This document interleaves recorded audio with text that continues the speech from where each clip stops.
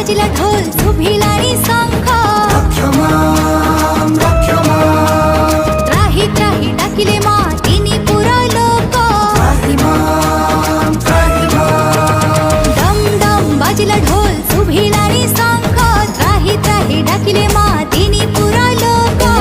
Ambe Jagdambe asthma दुर्गे नम नम दश भुज तुमको प्रणाम स्वागतम मागो स्वागतम स्वागतम मागो स्वागतम स्वागतं मागो स्वागतं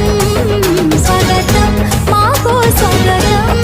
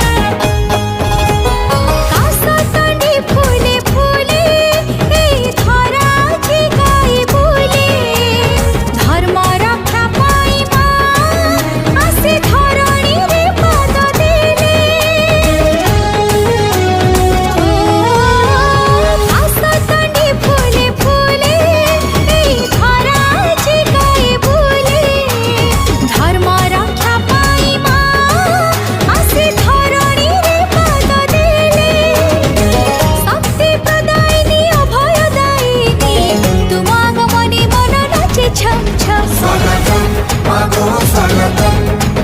स्वागतम मागो स्वागतम स्वागतं